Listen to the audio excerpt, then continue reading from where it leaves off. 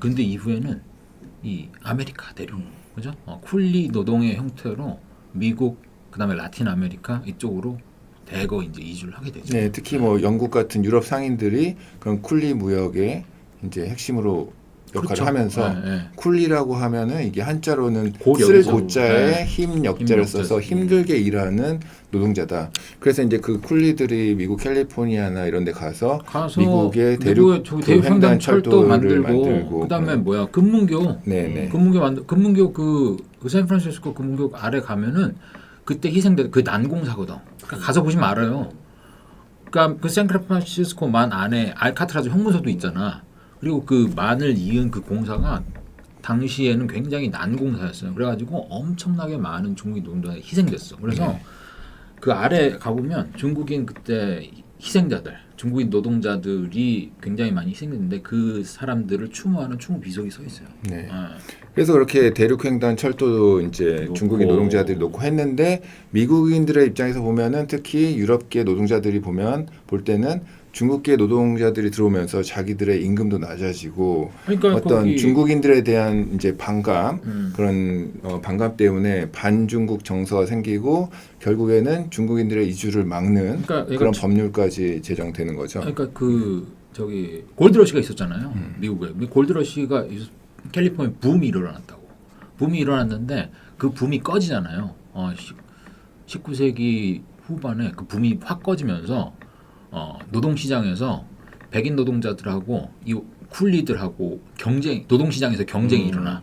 그런데 여기에서 이 백인 노동자들이 그 로비를 한 거지. 이거 너무 싼 값으로 말도 안 되는 가격으로 이 레이버 마켓에서 중국인 노동자들이 경쟁을 하려고 한다. 그러니까 이건 안 된다. 그러면서 호소를 하게 돼. 그 레이버 마켓에서 중국인들이 진입하지 못하게. 그러면서 그게 바로 안티 차이니즈 액트죠. Chinese Exclusion Act. 굉장히 그 법적으로 중국인 노동자들의 공정 경쟁을 막는, 진입을 막는, 신규 유입을 막는 거죠. 신규 유입을 막는 거죠. 그러니까 이거는 그 중국인을 대상으로 한 법이야, 이건 완전히. 근데 이게 19세기 후반에 만들어져 가지고 언제 폐지했는지 아세요? 2차 대전 때 2차 대전 1943년인가에 폐지돼요. 2차 대전 참전하면서 중국이 지금 막 몸빵하고 있는 중이잖아. 일본군이 들어와 가지고 몸빵하고 있는 중에 장개석이랑 그 처칠이랑 루즈벨트랑 모여서 회담도 하고, 그죠? 그러면서 연합국이 중국의 어떤 기여를 인정해 주면서 이 법이 폐지돼. 결국은 그만큼 오래 지속돼요. 뭐 한국 같은 경우에는 이제 화교들이 많이 들어오잖아요. 화교들이 많이 들어오는 경우가 이제 19세기 말 1582년인가요? 82년 이무군란 때 청나라 병력이 그 한국으로 조선으로 들어오면서 그때의 장군이었던 그때 리더였던 이제 오장경이 데리고 들어온 청군의 이제 청나라 군사들, 그다음에 군속들, 그죠? 뭐 군대만 들어오는 게 아니잖아요. 거기에 이제 딸려서 이제 군대에 필요한 보급품 같은 것들을 챙겨주는 뭐 상인들 이런 사람들이 들어오면서 이제 우리나라 화교의 역사가 시작이 돼요. 군역 상인이라고 하더라고요. 그렇죠. 그러니까 군대에 제공하는 물품이라든지 물품들을 이제 이렇게 뭐 보급품 같은 거 뭐 이런 것들을 챙겨주고 뭐 이런. 비단장사, 왕서가. 그러면서 인천, 원산, 부산에 여기에다가 청나라 조계를 설치하는데 그렇죠. 이게 보니까 어떻게 보면은 서양이 당했던 거를 영국, 프랑스한테 당했던 거를 조선에 써먹는 거죠. 그렇죠. 네. 조청 사이에서의 그 수륙 무역 장정을 이제 얘기를 하는 만들어지는데 그것도 어떻게 보면 사실은 그 일본이나 서구 열강에 의해서 타율적으로 개항되었던 청나라의 경험을 조선에 그대로 이식한 거예요. 자기가 당했던 거를 조선에다가 그대로 또 써먹은 거예요. 그렇죠. 이제 약육강식의 그런 세계 질서 속에서 조선이 이제 그 개항을 할 수밖에 없는 그런 상황이 되는 건데, 그래서 처음에 이제 청나라 군대랑 같이 들어왔던 화교들은 주로 복건, 광동, 절강 이렇게 약간 남방 지역에서 많이 왔다고 해요, 상인들이. 1800년대 후반에 되면 산동에서 이제 의화단의 난도 있었고 군벌들 간의 그런 경쟁 속에서 산동 난민들이 대거 유입됐다고 하더라고요. 의화단이 아니고 난이 어설이라는데 산동성 연안 지역이 아니고 산동성 내륙 지역에서 일어나요. 대운하 쪽에 가깝고. 대운하 쪽 관현이라고 하는 의화단의 그 본고장. 그다음에 19세기 말기에 중국 최대의 반란 중에 하나였던 뭐 태평천국난 이외에 연비의 난이라고 있어요. 예. 그것도 어디서 일어나냐? 산동 지역을 중심으로 해서 일어나. 왜 그러냐면 여기가 다 못 사는 지역화된 거야. 굉장히 가난한 지역화된 거예요.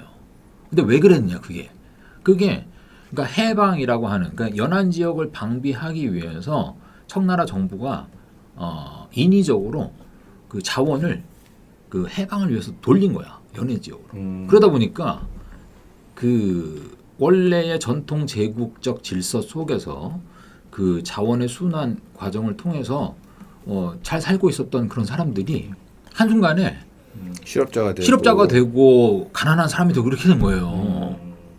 그래가지고 그런 사람들이 믿을 건 뭐냐? 무생노모인 거지. 무생노모.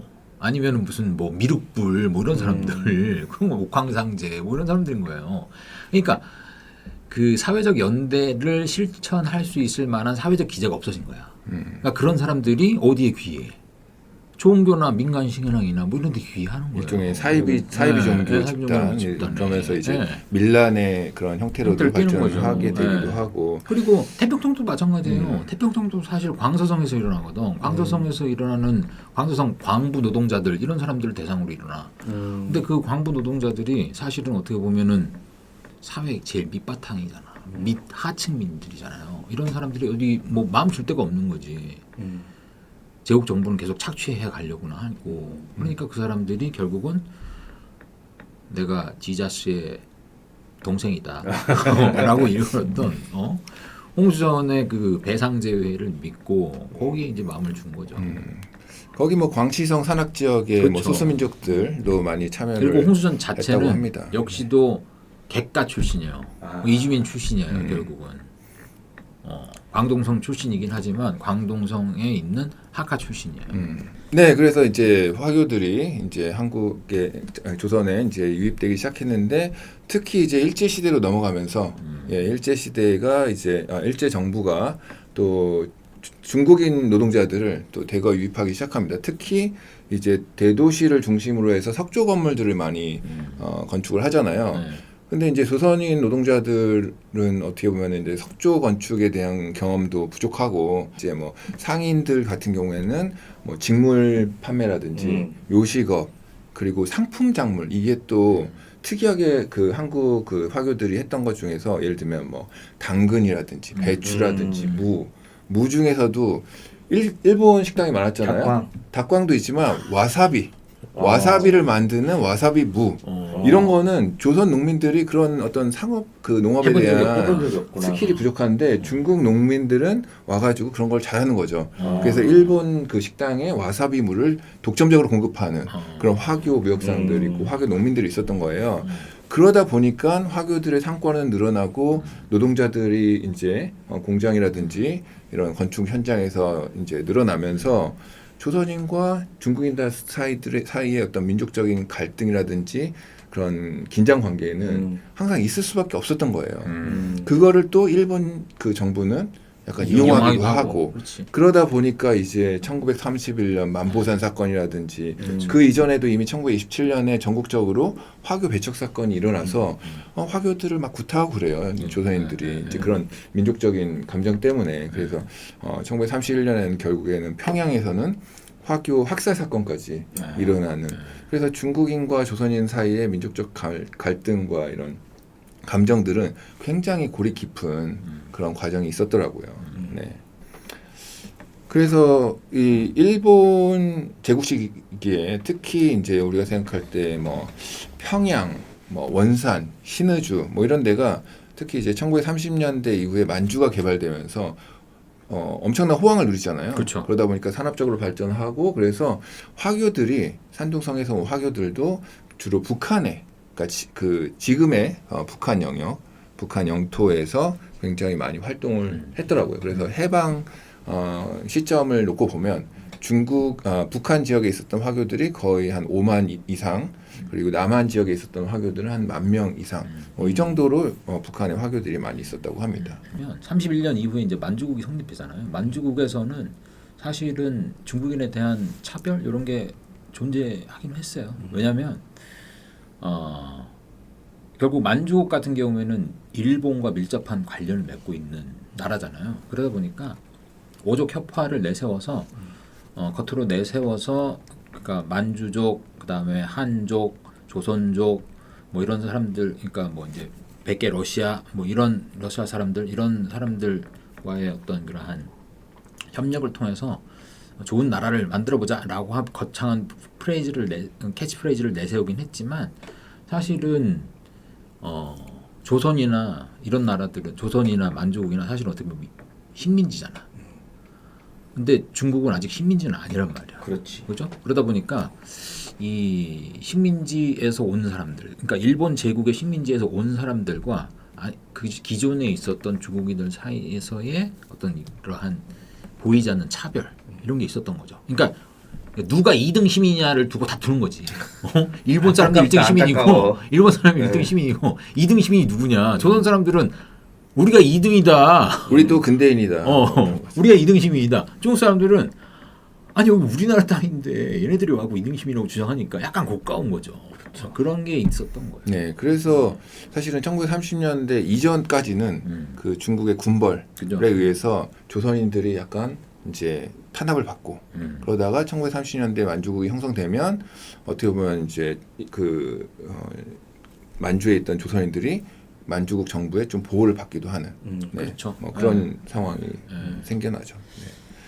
그래서 이제 해방 후에 보면은 이제 남한에서는 그런 산둥성 중심의 화교 집단이 이제 정착을 하게 되고 그분들이 이제 주로 우리가 쉽게 알고 있는 중국집, 중화요리집. 근데 사실 1950년대, 60년대까지만 해도 이런 요식업뿐만 아니라 포목업, 그 다음에 직물 소매 이런 것들을 각 그 지방 도시까지도 중국 상인들이 장악을 하고 있었다고 맞습니다. 합니다. 네. 그래서 뭐 동순태라고 하는 유명한 그 회사가 있어요.